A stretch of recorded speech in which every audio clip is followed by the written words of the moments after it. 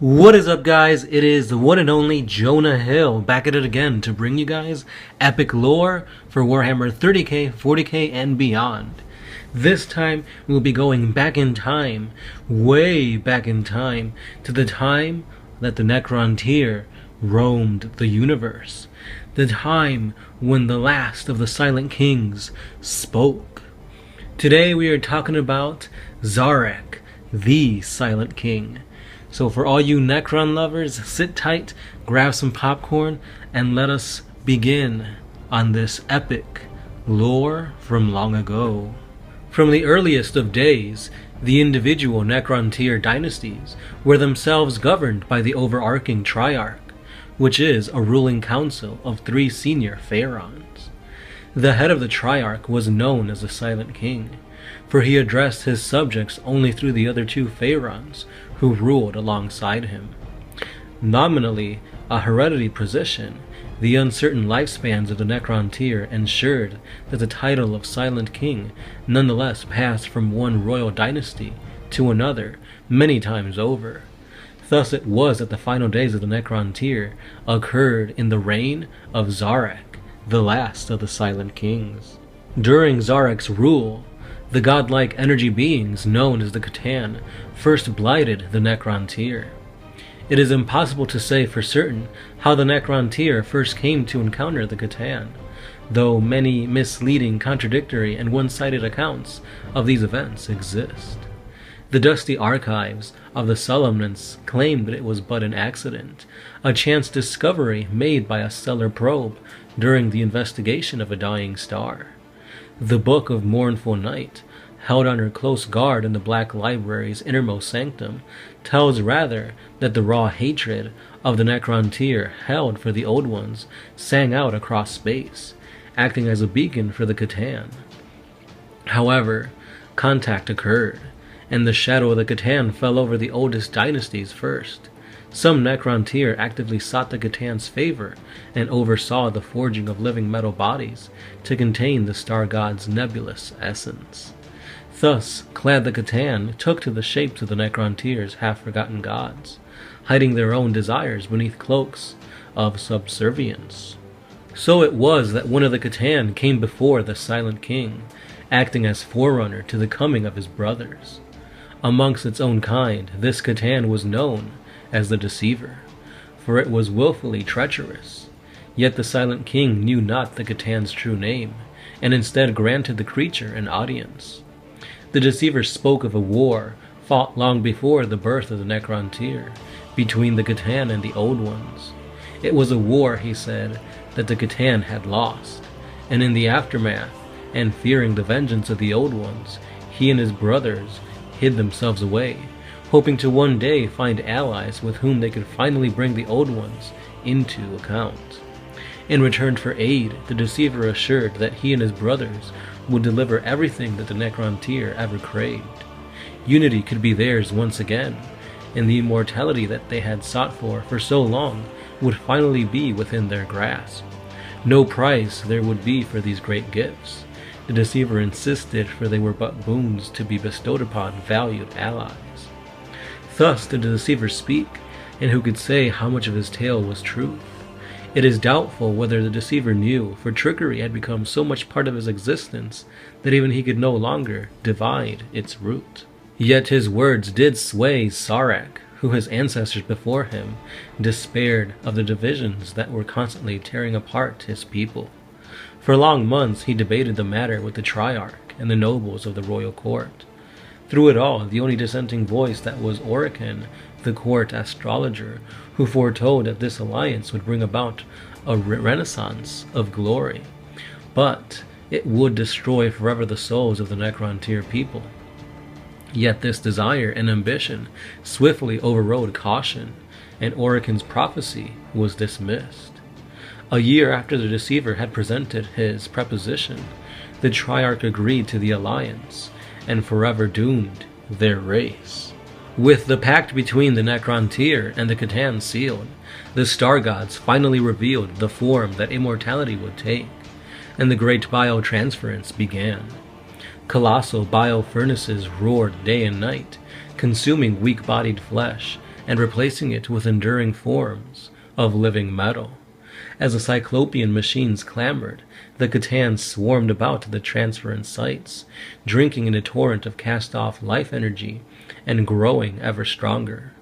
As Szarekh watched the C'tan feast on the life essence of his people, he realized the terrible depth of his mistake. In many ways, he felt better than he had in decades, the countless aches and uncertainties of organic life now behind him. His new machine body was far mightier than the frail form he had tolerated for ever so long, and his thoughts were now swifter and clearer than they had ever been before. Yet there was an emptiness gnawing at his mind, an inexpressible hollowness of spirit that defied rational explanation. And in that moment he knew with cold certainty that the price of physical immortality had been the loss of his soul. With great sorrow, the Silent King beheld the fate he had brought upon his people. The Necrontyr were now but a memory, and the soulless Necrons reborn in their place. Yet if the price had been steep, biotransference had fulfilled all of the promises that the C'tan had made. Even the lowliest of Necrontyr was blessed with immortality. Age and radiation could little erode their new bodies, and only the most terrible of injuries could destroy them utterly. Likewise, the Necrons enjoyed a unity that the Necrontyr had never known, though it was achieved through tyranny rather than consent. The biotransference process had embedded command protocols into every Necron mind, granting Szarekh the unswerving loyalty of his subjects. At first, the Silent King embraced this unanimity, for it was a welcome reprieve from the chaos of recent years. However, as time wore on, he grew weary of his burden, but he dared not sever the command protocols, lest his subjects turn on him in vengeance for the terrible curse he had visited upon them. With the C'tan and the Necrons now fighting as one, the Old Ones were now doomed to defeat. Glutted on the life force of Necrontyr, the empowered C'tans were nigh unstoppable, and they unleashed forces beyond comprehension. Planets were razed, suns extinguished, and whole systems devoured by black holes, called into being by the reality-warping powers of the star gods. Necron legions finally broached the webway and assailed the Old Ones in every corner of the galaxy. They brought under siege the fortresses of the Old Ones' allies, harvesting the life force of the defenders to feed their masters. Ultimately beset by the implacable onset of the C'tan and the calamitous warp-spawn perils they had themselves mistakenly unleashed, the Old Ones were defeated, scattered, and finally destroyed. Throughout the stages of the war in heaven, Szarekh bided his time, waiting for the moment in which the C'tan would be vulnerable. Though the entire Necron race was his to command, he could not hope to oppose the C'tan at the height of their power, and even if he did, he would not succeed. The Necrons would then have to finish the war in heaven alone. No, the Old Ones had to be defeated before the C'tan could be brought to account for the horror they had wrought. And so, when the C'tan had finally won their great war, their triumph was short-lived. With one hated enemy finally defeated, and the other spent from hard-fought victory, the Silent King was at last ready to lead his Necrons in revolt. In their arrogance, however, the C'tan did not realize their danger until it was far too late. The Necrons focused the unimaginable energies of the living universe into weapons too mighty for even the C'tan to endure. Alas, the C'tan were immortal star spawn, part of the fundamental fabric of actuality, and therefore nigh impossible to destroy. So each C'tan instead sundered into thousands of fragments, yet this was sufficient enough for the Silent King's goals. Indeed, he had known the C'tan's ultimate destruction to be impossible, and he had drawn his plans accordingly. Each C'tan shard was bound within a tesseract labyrinth, as trammeled and secure as a genie in a bottle. Though the cost of victory was high, millions had been destroyed as a consequence of rebellion, including all of the Triarch except the Silent King himself.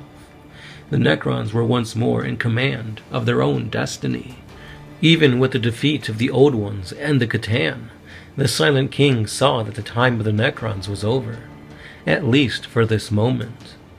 The mantle of galactic dominion would soon pass to the Eldar, a race who had fought alongside the Old Ones throughout the war in heaven, and had thus come to hate the Necrons and all of their work. The Eldar had survived where the Old Ones had not, and the Necrons were now weakened. They could not stand up against the mighty Eldar.